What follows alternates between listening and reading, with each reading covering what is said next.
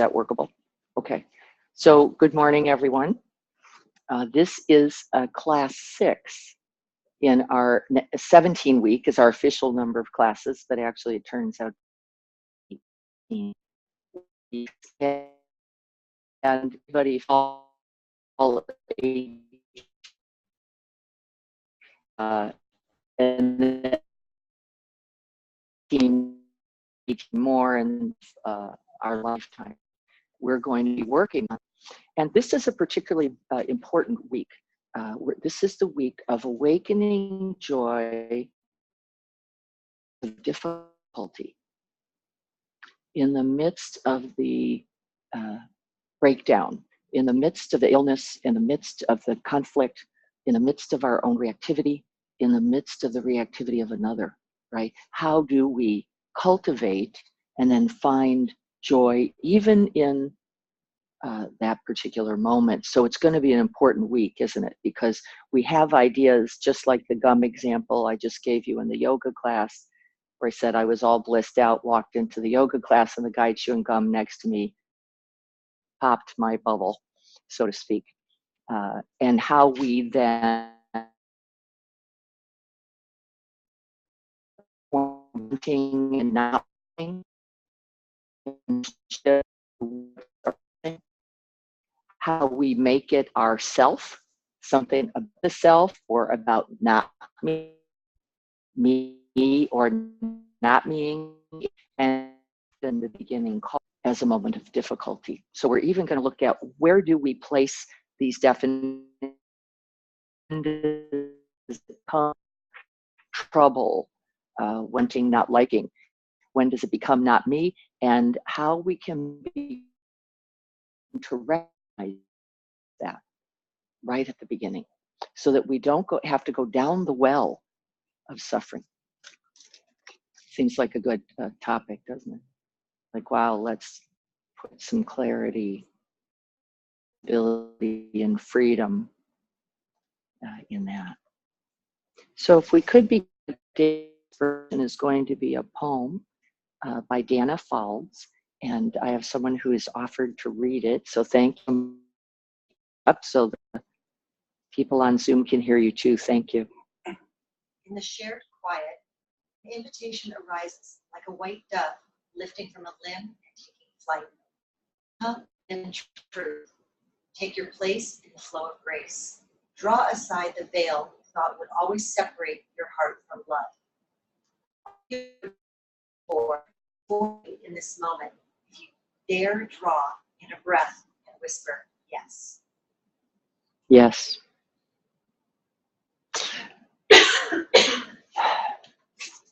Thank you.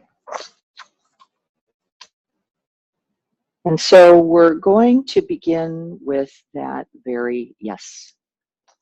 One of the ways that we're practicing this week is actually that yes,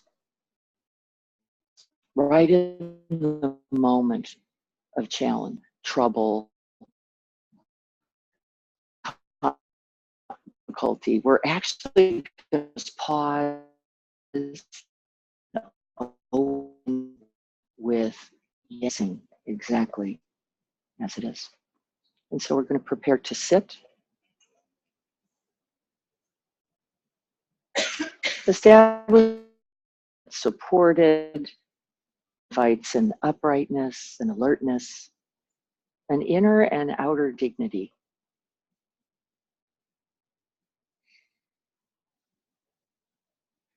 And then recollecting our aspirations for your practice today.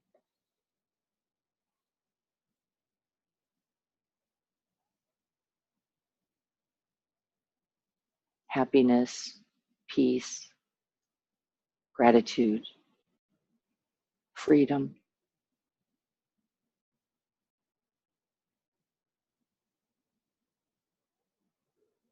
contributing to the good, and doing so for all beings everywhere without exception. Here and now with you.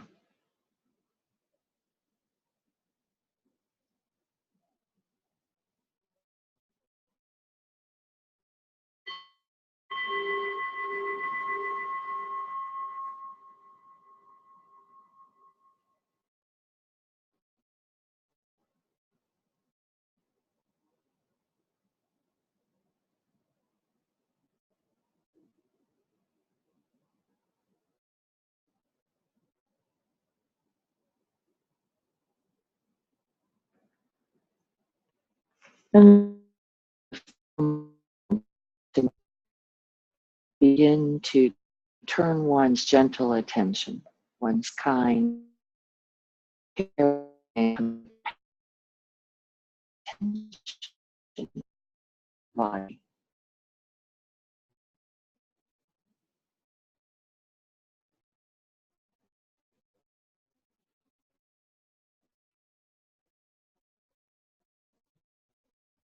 The feet, the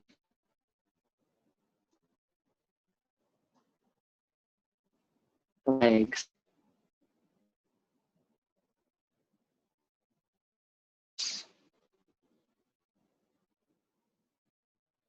the weight of the body as it rests in the hips, supported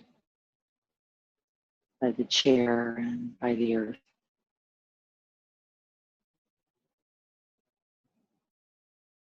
Out, chin, the worry,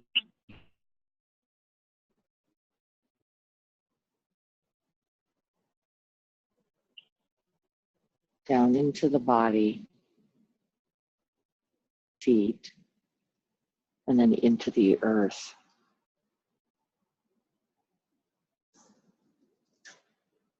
Letting all that tension, any particular distress flow out with each out breath.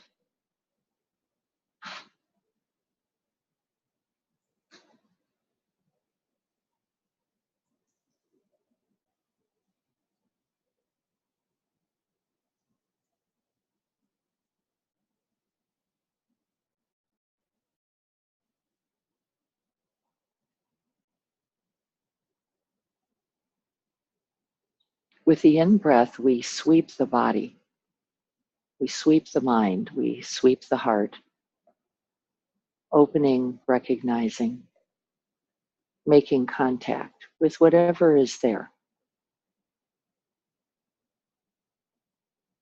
And then with each out breath, with that naturally flowing breath, we simply let be, let go, release.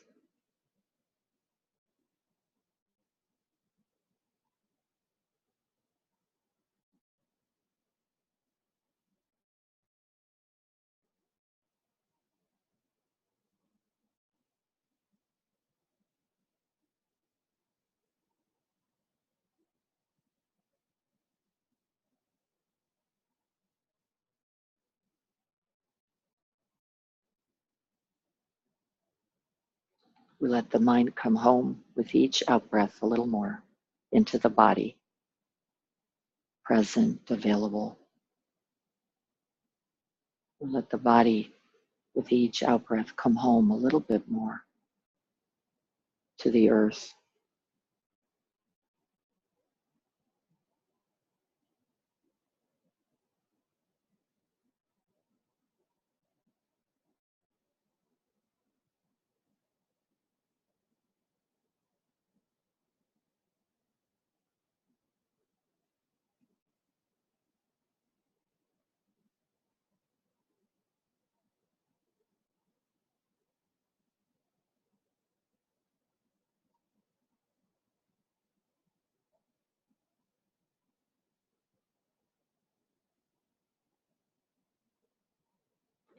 Noticing when the mind begins to move in its habit away from the awareness of the body and breath, without judgments, with no harshness. We simply recognize the mind like this, and we invite it home once again, right here to this very body sensation, right here to this breath.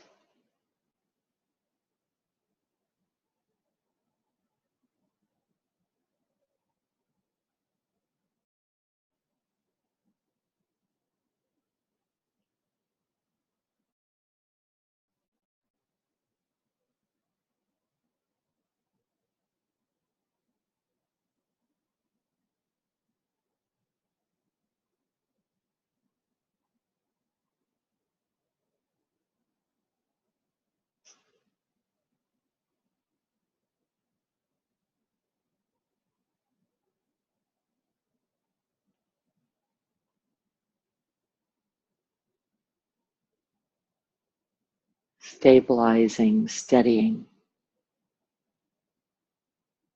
tranquilizing the mind.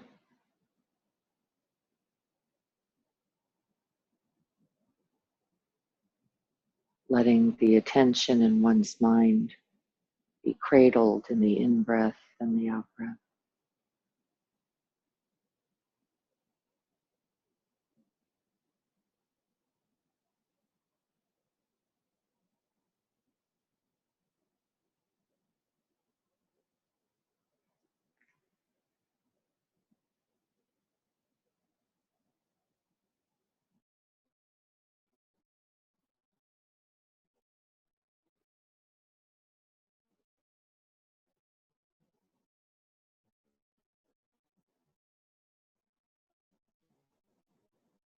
Feeling the sense of open space of flowing in and around and through you.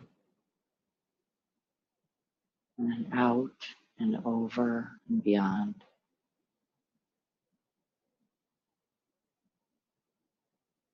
Stillness and silence on the in-breath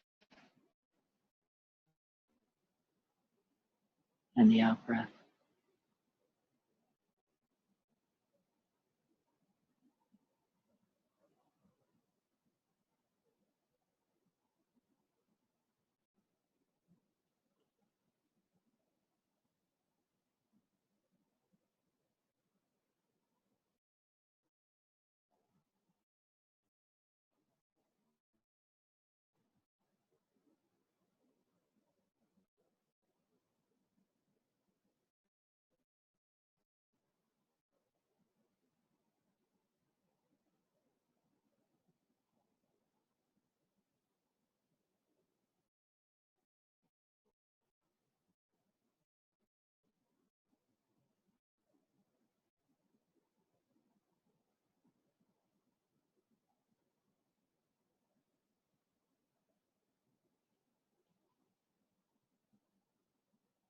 Greeting each breath with that yes. However it is.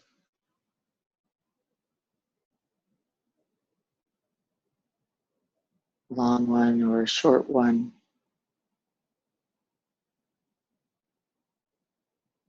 Smooth or rough. Doesn't matter.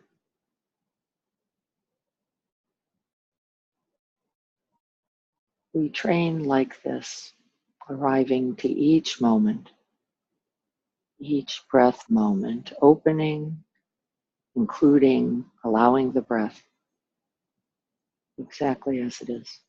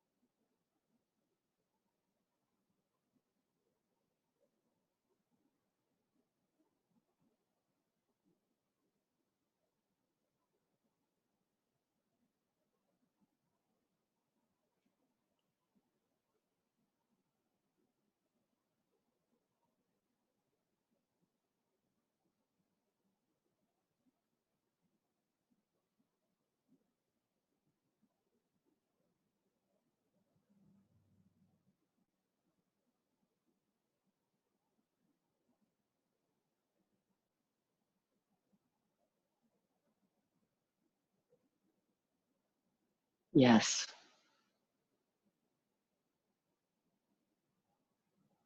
And then we can move beyond the breath itself to include specific body sensations as they too arise, change, fade, and pass. So expanding the container of awareness beyond the breath sense to include this whole body sitting here.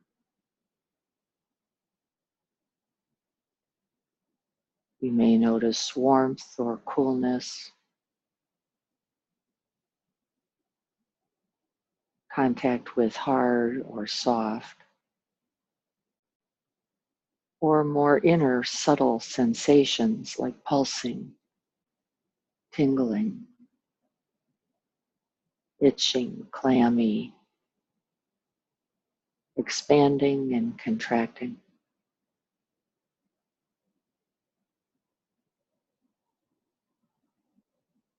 And now opening to this whole body, whatever the awareness of the particular sensation. Noticing that we might like some and not like others. Can we greet that sensation and our recognition with that yes? Opening, including, allowing, and accepting sensation like this. Yes.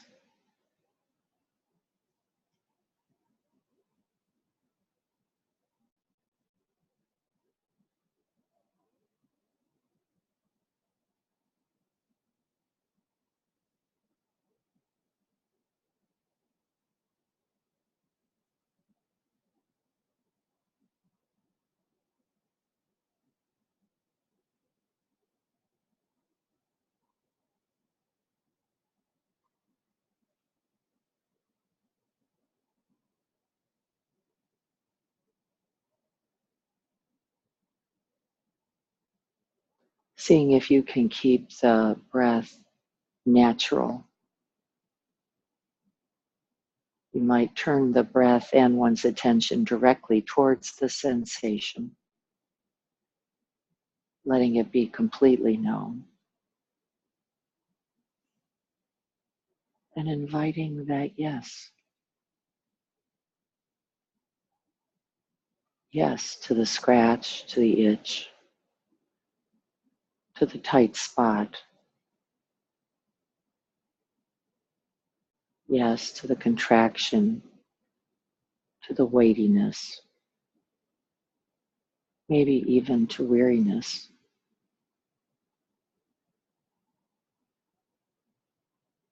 And rather than react by flinching, bracing, or turning away to those sensations that we don't like, see if we can actually recognize the impulse. And instead of reacting, see if we can turn towards and open.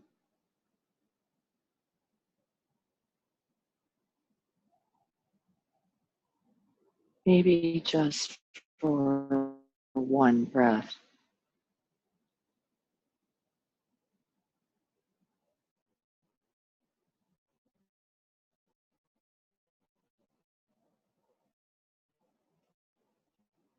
We recognize whatever we make contact with on that in-breath. On the out-breath, we simply relax around.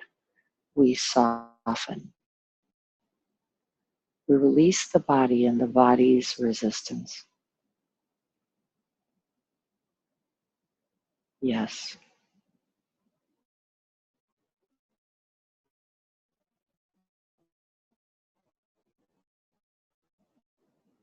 See if you notice as you soften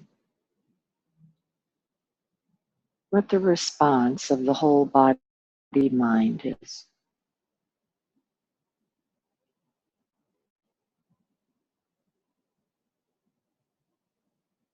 As we release in that out breath, rather than brace against. What do you notice?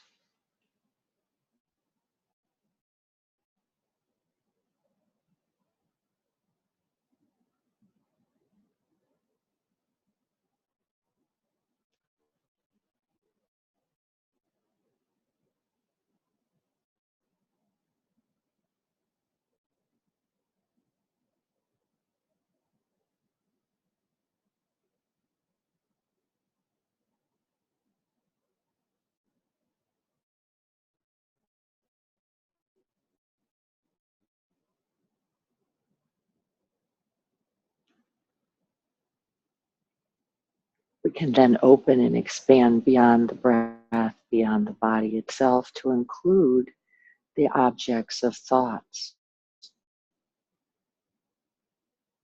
Noticing a pleasant thought or an unpleasant one, maybe whatever the content of thoughts, we can simply recognize a thought as a thought, accept it in its arising, and say yes.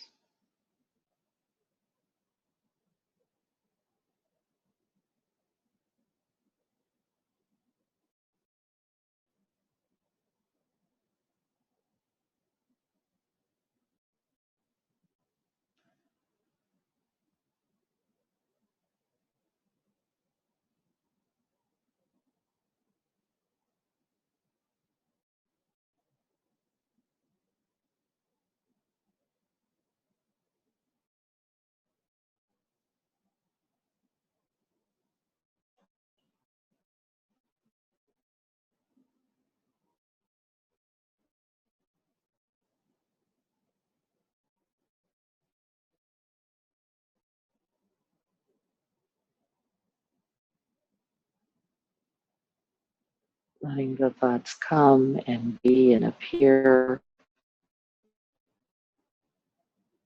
inviting that recognition, thought,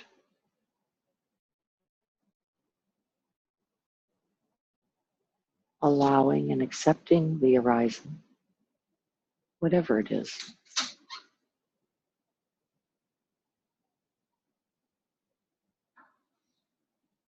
And then seeing it, simply allowing it to be, inquire further,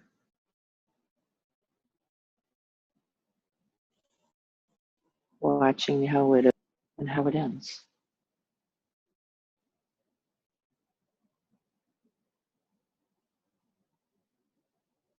Yes to it all.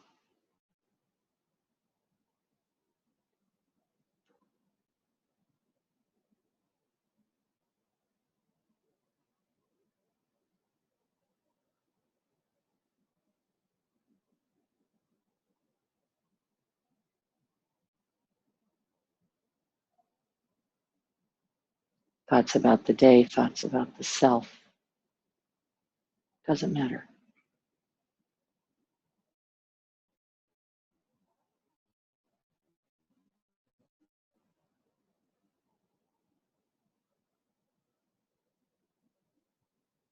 Just like the breath, just like sounds, just like body sensations, we simply allow the thoughts to rise and pass.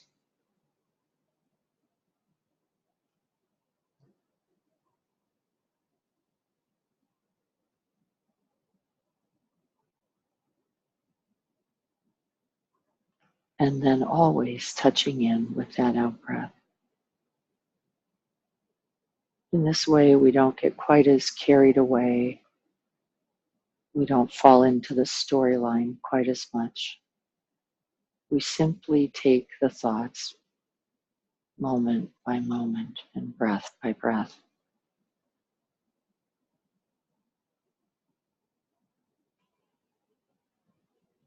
Yes, to just this one.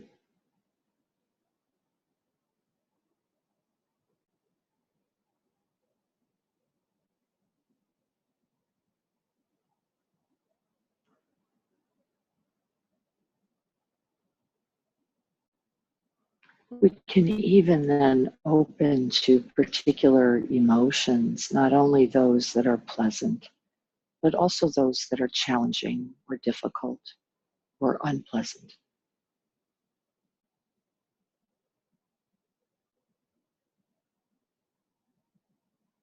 Greeting it with the in-breath, softening, releasing that self-making grip with each out-breath.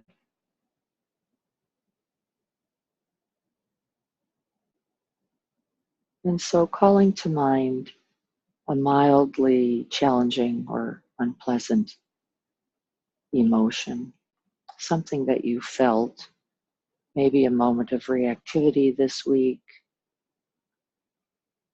a moment of self-making where you went, I'm not okay, where we have fallen into the trance of self and unworthiness. See if you can't play the movie for a moment and then grab a particular frame somewhere where there was mild difficulty or reactivity.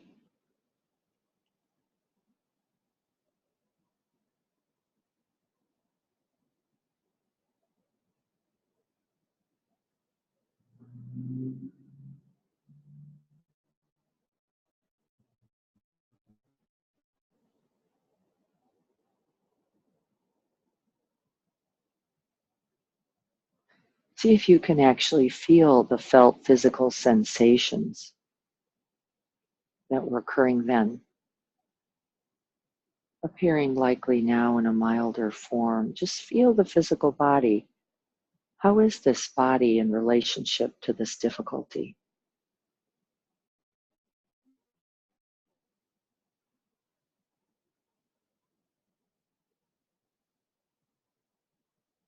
Is there a tension, a tightness, some kind of contraction?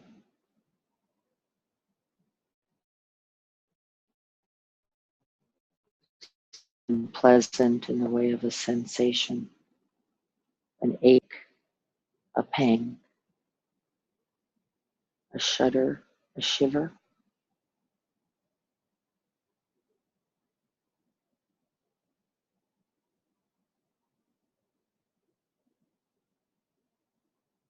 Whatever is arising in the body, we simply will acknowledge it with that yes, just like this.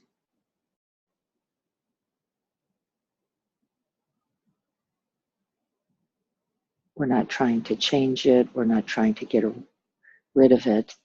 We're just in the noticing, in the allowing, in the inquiry.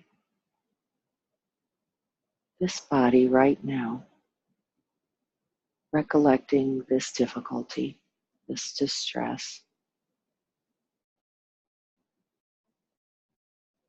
just like this. Yes.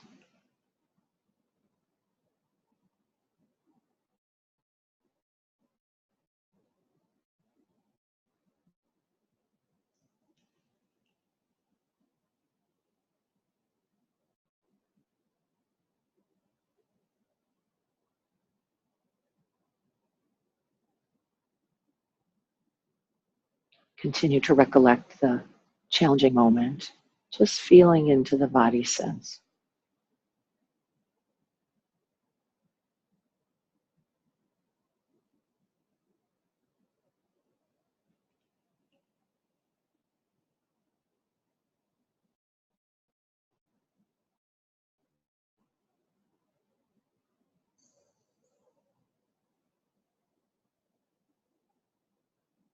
And then letting go of the body a bit, just coming back to the breath and the breath awareness. Just settling the mind for a moment.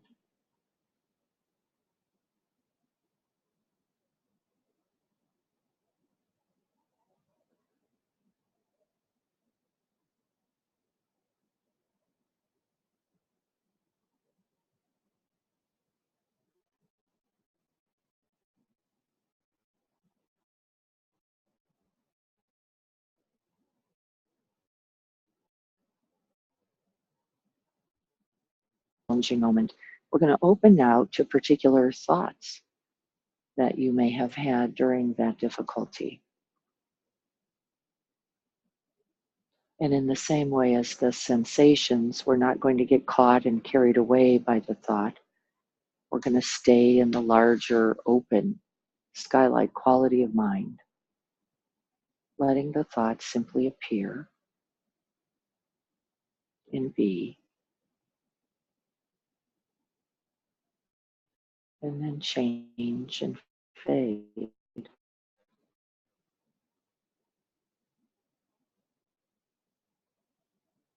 Yes,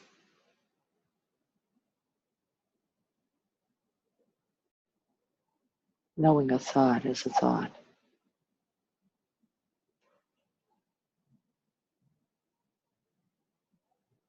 Being watchful of the habit of the self-referencing, self-making mind to make that thought you. And rather than claim it or reject it, we're simply going to let it come and be and go,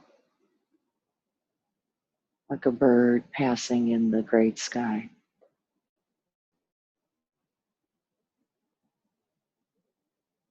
Yes, thoughts like this.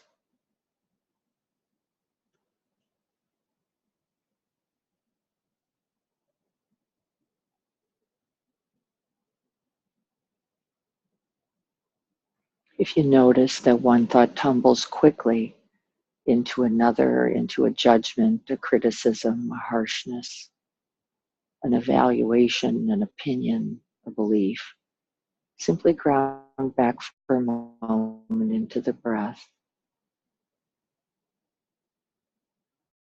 And then when you feel a little more stable, a little more steady or spacious, you can open once again to thought.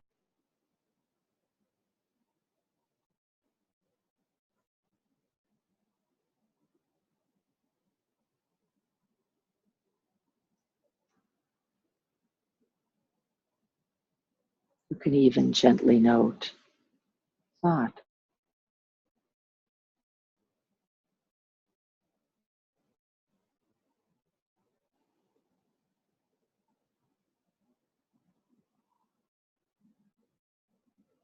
I sometimes use the label not me.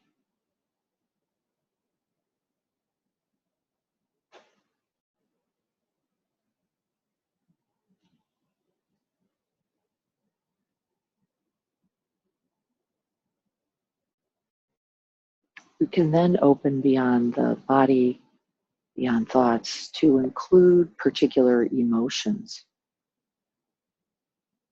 And in this case, this might be an emotion that has some charge to it, a possible unpleasant sense. See if we can open to what emotions are arising. And in that same wide open space of recognition, of acceptance, of allowing, can simply let the emotion be.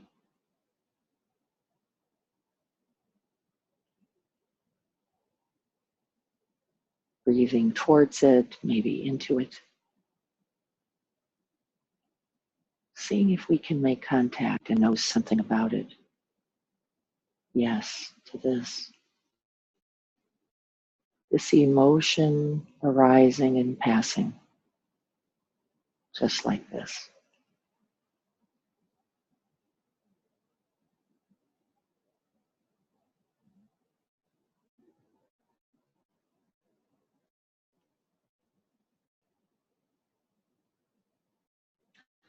Mad, sad, glad, fearful, agitated, frustrated, annoyed, scared, worried. Whatever is arising, remembering that this too is not me, rather a constellation of points of experience come together like this.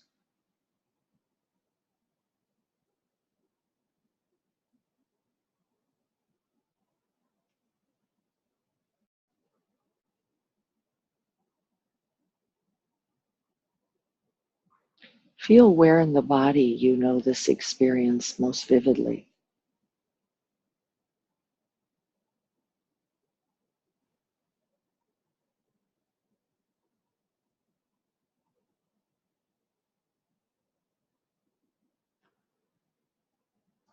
as we breathe with frustration, with anger, with confusion, with doubt,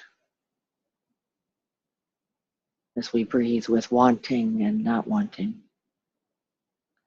We can then take our hands and actually place the hand, this open hand, directly over the heart space. Feeling the sense of the aliveness of the breath, the beating of your own heart, and the charge of that particular emotion.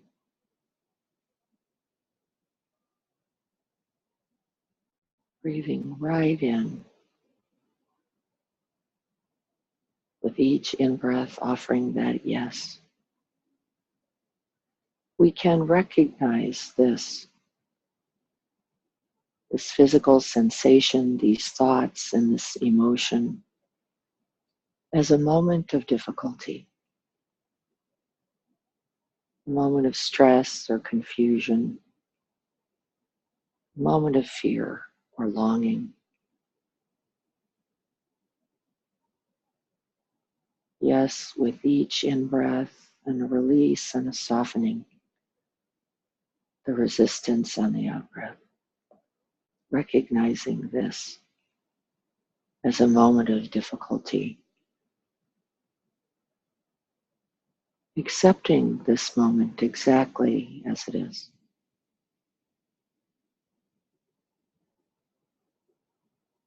This is a part of the human experience.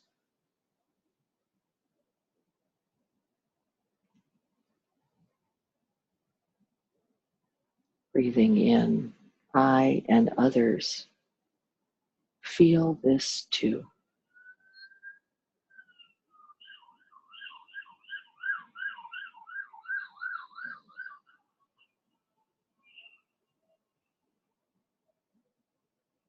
May I offer myself this companionship, this acceptance, this presence and support, this love, and this compassion right now. Breathing it in for oneself. May I and others be free from this suffering.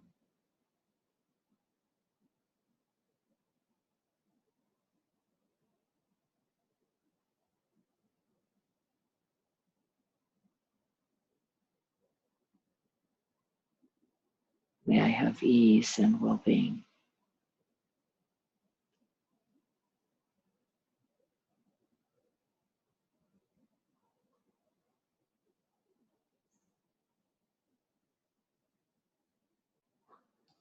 May I rest in the great arms of equanimity, free from attachment, free from aversion, free from self-making. Letting this feeling be a feeling coming and going.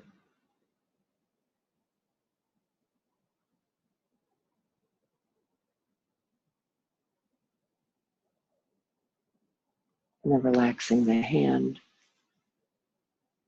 letting go of the image, letting go of that particular part of the body. Just seeing if we can't breathe for a few minutes, feeling the sense of this whole body, softened, relaxed, and breathing, alive and present. Saying yes.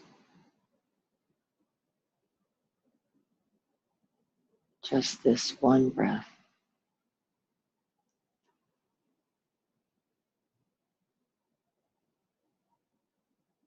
And this one.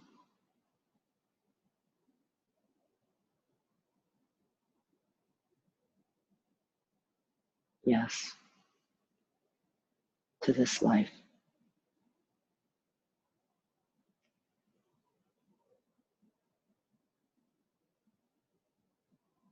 Yes, to this tender heart.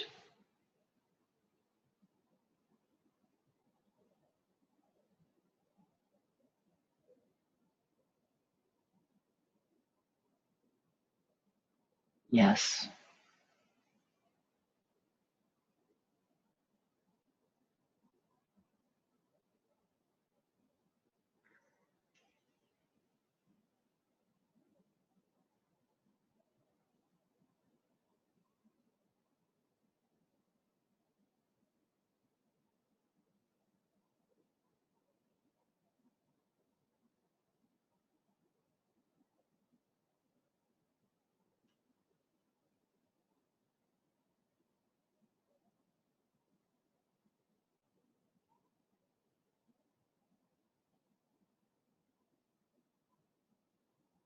May we all be happy and have the causes and conditions for true happiness.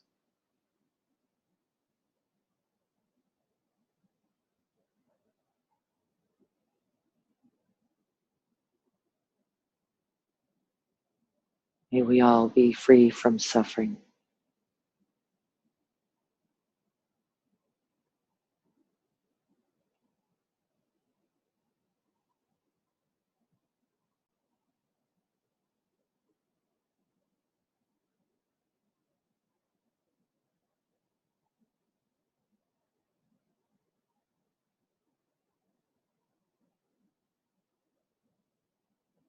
May we all have ease and well-being.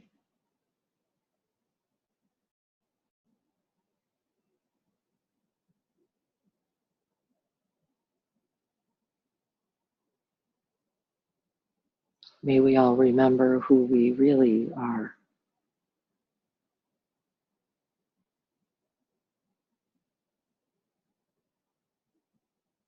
No one thought, no one sensation, no one emotion, but the open, spacious, radiant mind that knows it.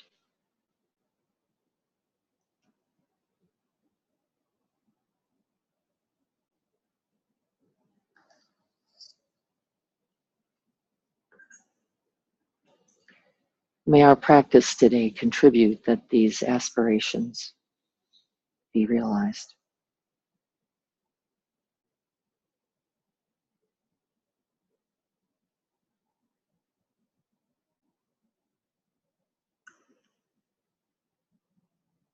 So be it.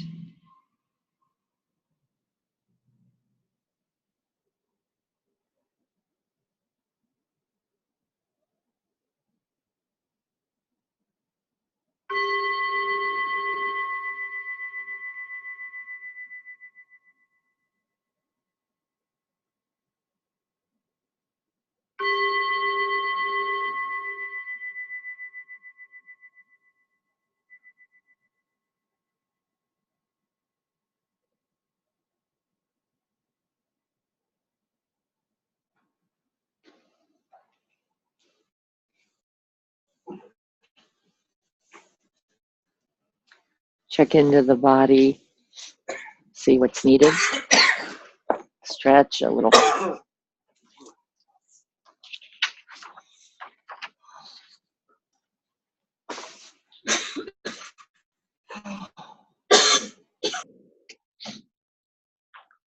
And so, did anybody bring your letter to self? Letter to self? Could you get those out? Letters to self? And if you just pass them up to me, that'd probably be easiest.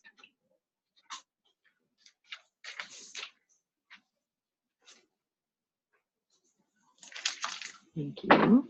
Thank you. Thank you. Thank you. Okay, we're going to redistribute these now. The only thing I would ask is that you not take yours. I'll go in both directions there. Just don't take yours. If you put one in, take one out. Just don't take yours. If you don't have yours here, if you could exchange with your buddy, that would be workable. for those on online, if you would exchange them with your buddy, or you could send them to me if you prefer, and then I'll redistribute those also. You're going to be writing a letter this week to that letter. So that dear self, you're going to be writing a letter to that self, the self that you just received. So you're responding to that self. Okay, get the idea? Writing a letter, responding to that self. And you're going to attach your response to that. Yes, you're going to attach your response to that letter because that person's going to get that back. Okay, get the idea? Okay, okay. So let's take a moment and just check in on that. I'm only going to take about 10 minutes, and then we're going to focus on the practices, the support practices for this week, which is working with difficulty. How was writing the letter? Liberating. Thank you. Liberating. Anything else?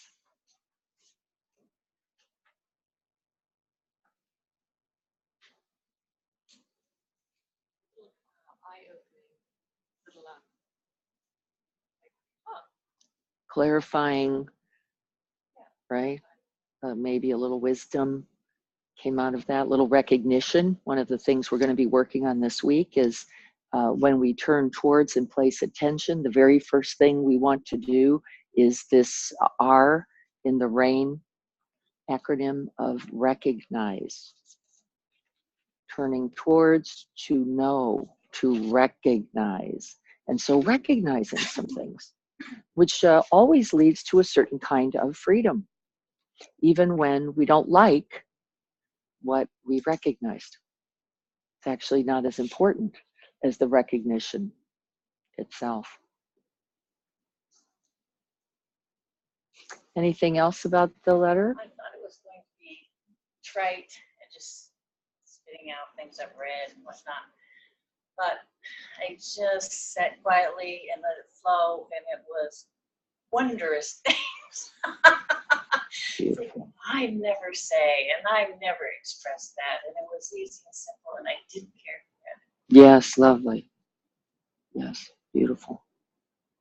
Yeah, we don't care anymore because we're saying it to everyone. It's no longer just about me. It's no longer just about this self. It's about all selves in the human condition. This is what we did a little bit at the end of this practice, wasn't it? We recognize that there is no sensation. There is no thought. There is no emotion that is yours. It is, in fact, owned by the truth of this human experience, this being human. And once we can open the door, can't we, on the truth of that, no matter what it is, no matter what it is, we can hold it. We can breathe it. We can say yes to it. Isn't it true?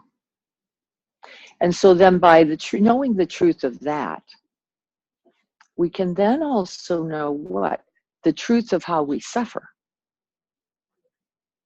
By knowing that it is in fact salt in the great ocean that dissolves itself perfectly. There's an old metaphor Zen tradition uses often, which is putting a tablespoon of salt in a small cup, right? And then tasting it and noticing how sharp, how salty, how unpleasant, how really difficult it is to bear it, versus putting that same tablespoon of salt in a beautiful fresh lake and stirring it around, taking a sip and noticing no salt, no unpleasant, nothing difficult, because we have now placed it, haven't we, in a large container. And this is the same exact way that we can work with difficulties in the unpleasant as it relates to the mind. The mind that greets that difficulty, tight, contracted, me-ing, storylining, this is me, my problem, my body, my thought, we're going to suffer. It is the nature of our human condition. And when we in fact first open, right, sky-like quality of being, radiant, open and empty, we can greet whatever then it is, as difficult, as painful as it may actually be, with equanimity, with grace, with ease, with love and compassion. Do you get this idea? You understand this sort of idea? That was one of the metaphors. Yeah. And so then the work is this work of how to say yes, which is the beginning of the recognition. In order to recognize something, we have to bring a certain kind of willingness to the experience. And often what we bring before we touch into the direct experience, anybody know what we bring before we even open to experience as it is? What do you know for yourself? Resistance, judgments. We bring ideas about it. We bring ideas about the next moment before we're even there. And these ideas are always based on one thing. What? The past, the other moments. However that appeared, looked, by the way, it wasn't like we saw those so clearly either. Don't mistake it. The pixels that we have gathered, collected, and established from the past. Now, this can also equal a certain kind of wisdom, can't it? So we don't go regularly putting our hands in fires anymore, right? There is a certain kind of a gleaning skill and wisdom that we can take from the experience. But interestingly enough, this does not come from the fight, flight, freeze, or fix brainstem. This wisdom comes from the prefrontal. It is that open, spacious awareness that cultivates wisdom.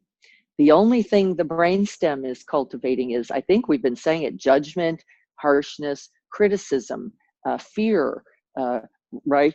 Bracing against, pushing away, aggression. Then the belief thought that I've got to kill it, or I've got to get rid of it, or I've got to get out of it in some way. And we know for sure that that capacity of the mind has little or no ability to see clearly. Little or no. It only has a catastrophizing memory, by the way, that it made. That it made. It isn't even the memory of the reality. It's the memory of the story about it. This now equals trauma. The story about the experience is not the experience. It's the story, and the story always goes the same way. Anybody know how that story goes? This should not be happening to me. That's how the story always goes. And it is the meing, the self-making, that actually is the cause of the suffering, not the event. Mm-hmm. Mm-hmm. It's hard, isn't it? Because we go, wait a minute. It's horrible. Now, it doesn't mean it was pleasant. I'm not saying that. It doesn't mean it was fair. It doesn't mean it was right. I don't want to get anybody get confused about this. I'm not saying that. I'm saying an experience is an experience already having occurred. And there is a way, no matter what it was, to greet it, to say yes, to recognize it for its factors, its causes and conditions, to glean the wisdom from whatever that moment offered, and then to cultivate what? Wisdom, compassion, loving kindness, empathy, right? And then a response, just like we did in that ending self-compassion, and then a response. How then will I hold this with some kind of non-judgment, some kind of kindness, some kind of compassion? I do not mean to begin with the offender. This is not what I'm saying. I'm saying begin with yourself. How do I hold this moment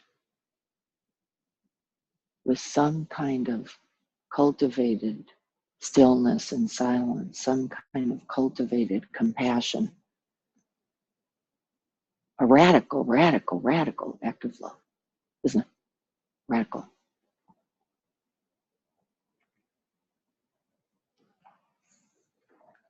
And so that's going to be where our work is, to recognize the reactivity, the self-making, the one who's taking it on completely as self, or the one who's rejecting it completely. We know that both of those actually are as equally self-making. Not me is as much you, me making, as me, mine.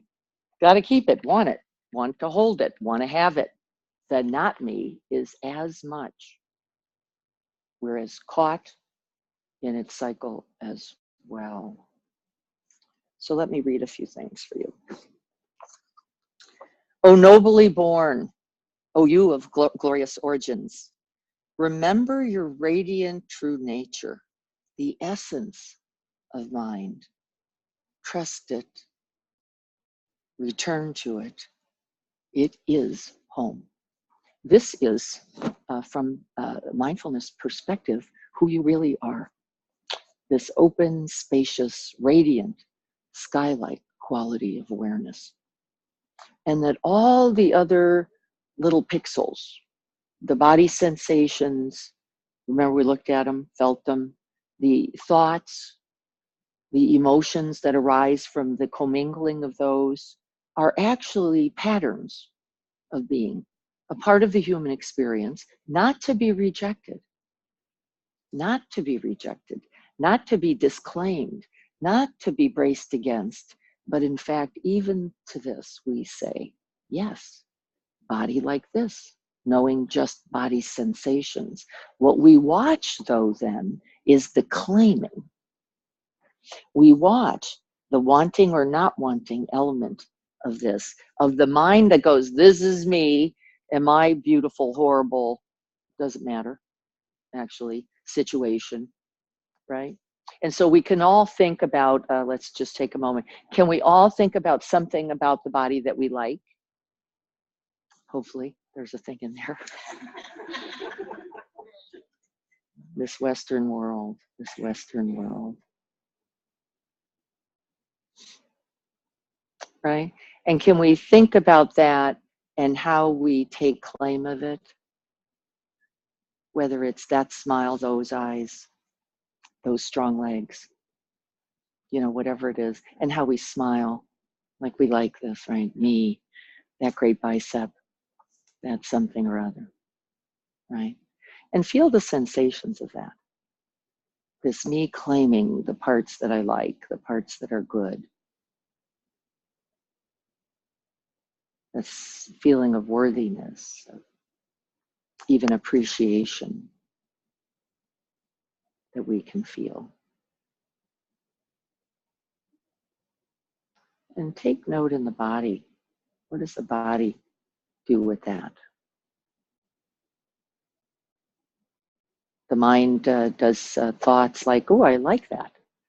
Other people like that too. It's good to have something good in the body.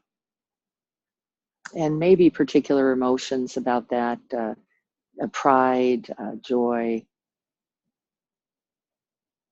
maybe an easefulness in this thing we like. And then I'd like you to imagine not having that.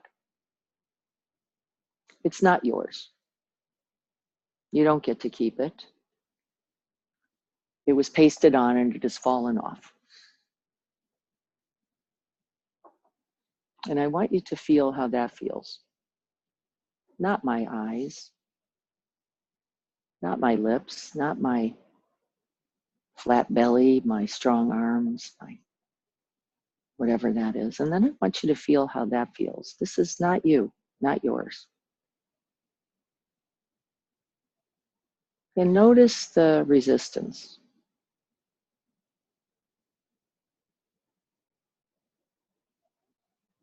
Notice the distress.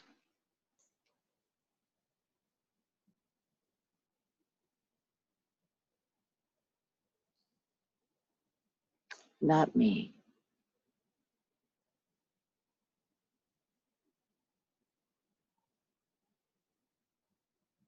And then we begin, don't we, to question often who we really are, because we have placed our identification in a thing, in a thing, in a body part, in a particular thought, in a particular emotion, even in a particular quality or way of being. And the truth is, we will all suffer in this as well, because in any one moment, what's the truth? We may not be that. Thank you. Right? We may not be. And this is often the cause of our suffering. We start with this frame of reference, this identification, this way of perceiving ourselves, and then we bump into life that goes, not that, not like that, right? No. And then we struggle, don't we, against it. This practice is about seeing where we grab, seeing where we grip, seeing where we make the self and where we make the not self, and all the ways life informs us, right? This is actually where we can cultivate the joy directly in the difficulty, because there we can see the limited heart mind at work. We can see the egoic small mind element going, no, I want it for me, or I don't want it, like that, right? And that self-making is actually the cause of the majority of our suffering, vast majority of our suffering. Do you get this idea? So here's the other truth, just so that we don't get confused. The truth is, there is pain in this life, isn't there? We don't want to lie about this. We don't want to say then, do we, that I've made it all up, that every moment of pain that I have ever experienced was made by me. No, we'll call that suffering. But what was made by you was the resistance. What was made by you was the self-making. It's happening to me. The identification, the personalizing of it is actually a state and quality of mind. But there is the reality of pain in this life. There's the pain of the physical body that knows, right? Aging and illness, dissolution and death, right? This is just in relationship to the human condition painful. There is the pain of change. That's just natural. We don't like what we don't know, do we? We don't like what we can't predict. We don't like what we couldn't imagine, couldn't see coming. We don't like being hit by the truck we did not see, right? It's not in our nature. We like what we know. We prefer what we can anticipate and see. This is the truth of the human condition. We also recognize that everything that begins will end. There is natural loss in the truth of this human life. And we don't have to try to go, well, somehow I'm supposed to steal something up so that I don't experience that. That is not the path. That is not the way. What do? We say yes to that as well. Yes, this is the truth, was our practice today. This is the truth of difficulty. This is the truth of the human condition. I and others feel this too. We don't just claim it, though, as a self-making moment. We claim it as a part of this larger, vast ocean of being. And I want you to see if you notice in the moments when you're able to get out of the grip of that self-meanness, if you don't notice that there is some release from that suffering. And then we can look with curiosity, with a certain friendliness, with a certain willingness. We can recognize what's happening. Oh, where am I grabbing? Where am I clinging? Where am I making it about me? And where am I rejecting? Where am I pushing away? Where am I trying to get away from some aspect of life that has already arisen? And can I come into a moment of yes, a moment of just acceptance? This is the second letter in the acronym of RAIN, the acceptance and allowing of both myself and this experience first as it is. Can I just open?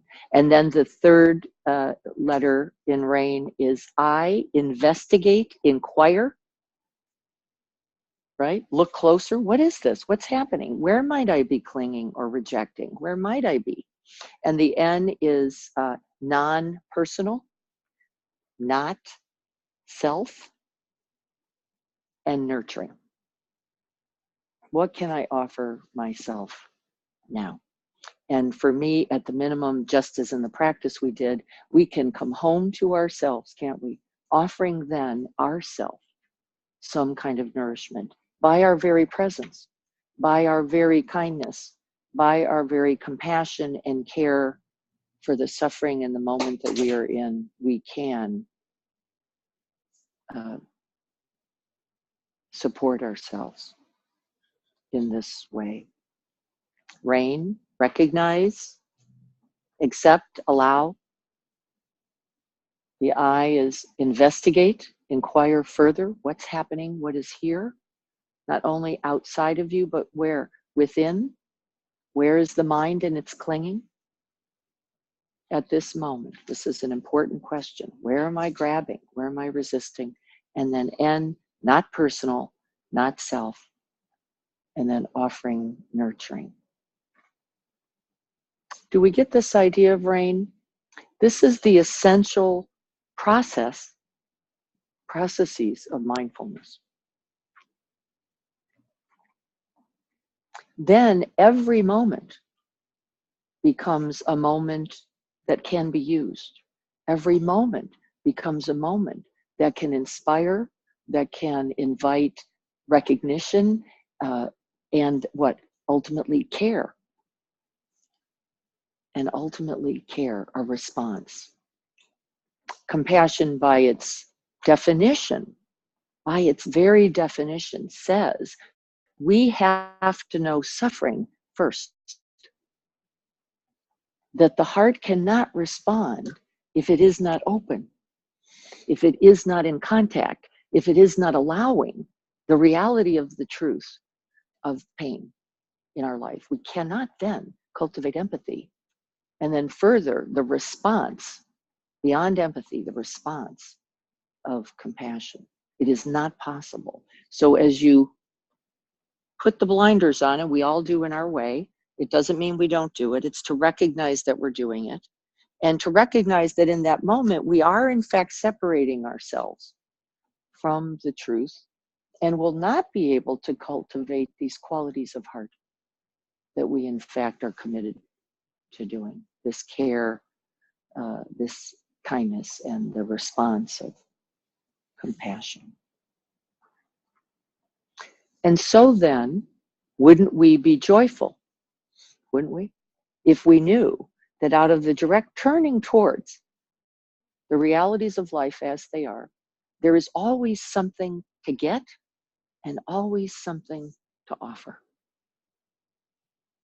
And would we not then be joyful in it? Yes, respond. Whatever the difficulty, whatever the challenge, whatever the upset, whatever the stressor. We will get something in the way of understanding something about it. And then we can what? Respond. We can offer. Wouldn't we be joyful at the truth of that? You would. You would.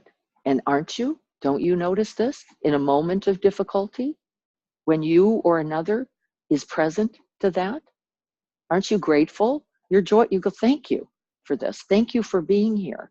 And haven't you been thanked truly for your presence, your right open heart, your willingness in the difficulties of another? You have. And would we trade that all in? For what? What would you trade it for? This is the truth of this human life. This is a part of why we are all here together. So that we are not alone, separate. We are not disconnected. We are able then to offer, right? And receive. It does mean, in fact, that we take on, don't we, to some extent, that difficulty as well, right? When you're sitting with someone in difficulty or someone is sitting with you, there has to be a willingness to kind of feel it too, don't we? We go, well, I'm going to stay over here across the room. You just cry. When you're done, you know, I'll come over, we'll chat. Yes. That's when I am present, bring it, Yes. feel it. Right. Everything is Mm-hmm. fine. That's what hurts. Mm-hmm. What hurts about it? Because I feel like, and I'm learning, I Yes. feel like, how am I going to speak my truth? This person is telling me I'm lying about it, but this is me. Yes. This is my perception. Yes. I'm lying. Yes.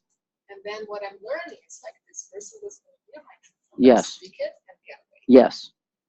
It hurts. Yes. There's some pain in the lack of acknowledgement for you of your experience by another. So when we look for that kind of mirroring before we take full ownership, before we claim completely for ourselves, it will feel like suffering. Because then we're like, no, you have to do it too. No, they don't. Has anybody noticed? No, they're not. No, nobody's there. You're going, wait a minute. I know this. And I mean, not right wrongness, not opinionating, but really know something. You know it, right? Here. And the other's going like, and what do? Not me. This is a moment of not me, the not wanting. Wait, you can't take that from me. You can't deny. Yes, they can, but they can't take it from you. Can they? That's not possible. They can go, I don't like that. I don't want that. I don't do that. I actually have had people in my office, it's like they're going, no, I don't do that feeling. I don't. No. Sorry, that's not on my repertoire. I only do happy, bliss, rapture, ecstasy. I do not do pain, right? And so we all are that mind to some extent, aren't we? We all go, oh really? It wasn't right timing. I wasn't really in the mood. You're kind of jamming my bliss as I was talking about the gum chewer in my yoga class. Right? Now you're just talking about me. That's right. Me. You're not That's even right. looking at the other person and trying to understand what they're at. That's right. And you can offer things, and then the response they get is just pure, You, well, presence, yeah, we'll call your it, presence. presence. It doesn't mean it goes well. Let's not lie about it. It doesn't mean it go. No, it doesn't mean it goes well. With you saying, I'm really here, I'm available. And really, it doesn't mean it's not skillful to really say, here's what I know. This is me being, people shut down their experience by shutting out others as well, right? And we just have to, that is still not me, Mike's saying, and he's right. It's not because it's you, it's because I don't want to open to that experience. And now you're here trying to take ownership with me or going, I know that grief. No. That was the same thing that you were talking about, identifying certain attributes of yourself. Yes. Saying, yeah, I like this. And for me, that creates more challenge because it's going to change. And so what is it? It's not, it's nothing to grab a hold of. And the actual release of saying, no, that's not me. It's Right. like, wow, okay, fine. I don't have to hold it up for anything. That's So right. You're offering something, That's right. you know, however it's taken. That's right. And Ultimately, that's right. You offer it because you know, right? You're coming from that place of responding to your experience. You cannot count on it getting you a certain result. This is now me making also. Going, I'm an offer, and then you're going to go, oh, that was great. And You have to think like. I love you. You're amazing. Right? But not really. That's just as self-making. So this is where we get caught again, isn't it? We get caught because I'm going to offer you something completely authentic, completely genuine, completely the truth of you. But we're looking. There's the subtle seeker, isn't it? The subtle seekers, and they're doing what? Like me back, love me back, give me acknowledgement, praise, love, whatever. And there we are again. Seeker, the self-making seeker has once again arisen. What did Mike say? Not you either. Just habit nature of mind, fear nature, just arising in the moment. Can this be seen? Yes. Can it be recognized, acknowledged, inquired into, and ultimately not me either. Not me either. And you know, I will just share. So I had, I think, more than one person say something about me that they felt was true when I was younger Said it about you. about me, which I was like, and when I was 52, I realized they were right. Mhm. 20 or 30 years later. Yes. You had opened finally, something Yeah, it ripened. was, when it happened, it was like Yes. amazing.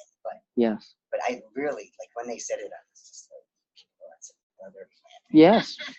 You can't see what you can't see yet. No, and yeah, exactly. And So did it help that they were able to communicate about it at the time? Was it useful ultimately that they were speaking a truth that you were able to eventually see? well, when I realized it, it all came rushing back, Okay. you know, Yes. and I was able to see Yeah. that it was true then, even though I couldn't see it. At the time. You know. Yes. Oh. So this is the don't close to anything, isn't it? Even when it doesn't yet resonate for you, that Seth is saying something beautiful and important, which is there may be a kernel of truth in it, even if it's in its presentation, right? Not easy to swallow, right?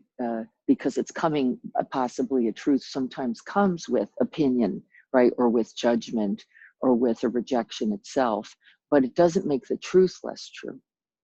And so can we open to that? And that will take some practice, won't it? It will take some practice. Would it be kind to yourself and you have a chance to practice if you are with someone close, a family member, and they get you over and over and over again with their issues and their traumas. For yourself, the practice that will love me back, listen to what I'm saying, get to practice with that. Is it kind to yourself that you need that practice over and over and over again with that person? Shuts down, no, it's not, that. Definitely I can learn from that about remaining open and being who I am. Need that. Is it kind to myself to put myself with them over and over and over again? There is no obligation in terms of behaviors. I trust that once you honor you and the truth within you, as well as honoring the situation as it is, and the pain or confusion or resistance that's in the other, that what you do then will be skillful in both regards. And saying no thanks sometimes. You can do any of that. There is no limit on what appropriate responding would look like. Sometimes it's absolutely saying no to that because for you, it's too overwhelming or it's just too repetitious, or you feel frustrated by the lack of their changing, and maybe you need some space. And wouldn't it be appropriate to get it for yourself? Right? But it isn't about the other, is it? It's about what you're needing, and that you have the right. You are, oh, nobly born. Remember who you are. Whatever that takes, right? I have a son who's going on 29, and he hasn't talked to me in years. And so I'm always told, I will just listen to you. I will be quiet. I'll just listen to you. It hasn't come to pass, but Yes. you know, that's what I need to do. Yes. And that's the openness I want us to extend to ourselves as well. That same listening, Margie, that same honoring of what the truth of this is. If we're going into a situation where we feel like I have to respond, I would ask you to check on that. Because there's the self-making me that's supposed to be doing something, which is not the truth. There is no should in this. There is only what is possible. And what Dennis is saying is, I feel I'm capable of this. I'm available to this, right? And then we offer what we have, whatever that is, and we count it as enough. We count it as enough. And so sometimes in my family, I'll use our experience, we have sometimes difficulties or challenges, and somebody wants and needs to say something, and it's pained or it's painful or it's angry. And in my family, you can say, I can listen for 5 minutes. I can listen for 5 minutes, and it's brilliant. You know there's a beginning, you know there's a middle, and you know there's an end, which gives you a little thing. You know you have some time. You don't have to just try to spit it out in 4 sentences, right? And it protects the other as well, which is, I can't do this forever. I'm going to shut down, break down, right? I have an amazing son who knows exactly how long he can stay in, and he gives you the 1 minute signal. I got that much more. It's spectacular, right? You go, listen, 5 truths, we call it in my house. The 5 truths are, I love you anyway. I'm never gonna, and if you could not do that, it would make me feel better, right? Okay, 1 minute to go, just like that 1 minute sign, right? It's brilliant because he's telling the truth about his presence. Isn't that lovely? I love that he doesn't lie, that he doesn't, that, yeah, oh, yeah, We don't pretend. Honor what's true in you, because this is the way to true happiness, isn't it? And true joy, even in the moments of difficulty. I want to read the opening quote because it's so beautiful, and then I want to tell you what the support practices are this week. Your joy is your sorrow unmasked, and the self-same well from which your laughter rises was oftentimes filled with your tears. And how else can it be? The deeper that sorrow curves into your being, the more joy you can contain. The more that sorrow has curved, has shaped, right, that well of your being, so too can it be filled with joy. This is the truth. What we reject, we cannot then grow from, can we? We cannot then learn from. We cannot cultivate empathy, connection, a sense of belonging in this human endeavor called life. It is only by opening the truth of kindness, compassion, in response to that reality for ourselves and for others. But we like the idea, don't we, that we just go deal with the good news, that we just do what we like. It's actually not in your service. It is not in your service to do so. I've gotten lots of quotes online. They're already up for you. Here are some questions to consider, and then I want to talk about the practices. Do you allow yourself to feel exactly as you feel? Do you allow that? And can you this week allow? First, greet yourself exactly as you are. What have you learned in challenging or difficult times? I want you to reflect on that. Was every moment of difficulty just horrible? Or was in fact there wisdom? Was there learning? Was there connection that could be its result?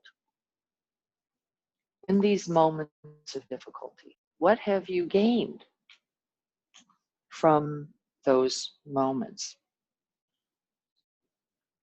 When you are in a difficult moment, do you remember that this too comes and goes? That this too is not permanent? That this is not you?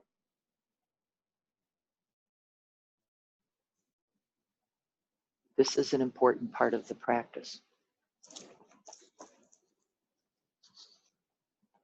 Can you practice holding suffering for 3 breaths, a moment of difficulty for 3 breaths, and see or allow natural kindness, compassion, and wisdom to arise? Can you stay close to the difficulty, whatever it is, a sensation, a thought, or an emotion for 3 breaths, seeing if there is any kindness, compassion, or wisdom that can be available? You will see the RAIN acronym in the notes, that recognize, accept, allow, investigate, and then not claim, not self. And then how might I need to nurture myself right now in this inquiry? What might be the work? Okay, we're going to have this meditation available today online for you. I'd like you to investigate that for a couple times this week. Try at least 2 or 3 times this week. It's a little longer, so I know it's not easy. At least a couple moments. I'd like you to write a response to that self letter. For those online, if you don't have an exchange, let me know. I'll help you with that. We're going to practice RAIN. That means making contact with the moment of difficulty and going through the steps. What am I recognizing right now? What can I accept right now? Can I say yes to this moment? Can I look closer, see what else is here and what's operating? Can I notice in the inquiry if there's self-clinging or bracing against? And then can I not take it on as who I really am, but actually just allow and offer myself some nurturing? And in the meditation, we have those steps. This is a moment of difficulty. Recognize.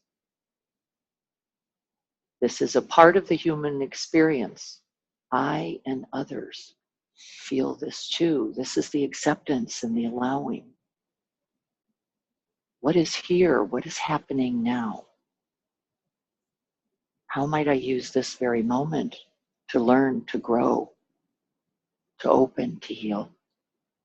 And then what might I offer myself in this moment is the nurture, recognizing this moment of difficulty. Okay, that's the RAIN in self-compassion form, right there. I'll read the last quote in the chapter. I thought it was lovely.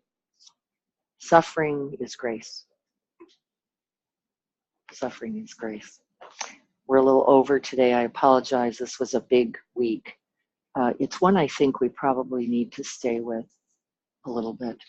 I think there'll be some easier weeks like letting go, possibly that we can, but this one, how to stay with oneself and then with others in these moments, I think is really important work. So let's do that together. You just take a moment and find our body and breath.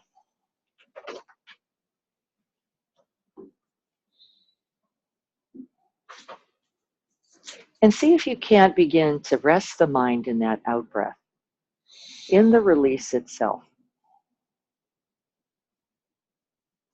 Soften up any resistance we have brought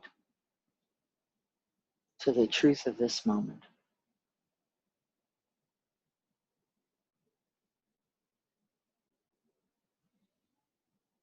Pain times resistance is suffering, and the suffering is optional. Let us open in each moment with that yes. Acknowledging difficulties, acknowledging pain, so that we can then most lovingly, most skillfully, most humbly respond. May our practice today contribute.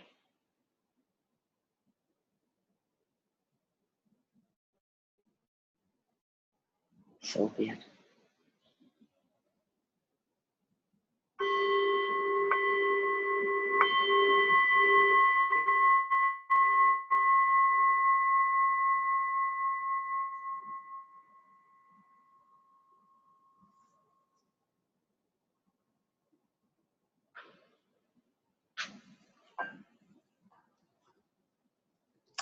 Thank you for your presence, your practice, and your being. Thank you.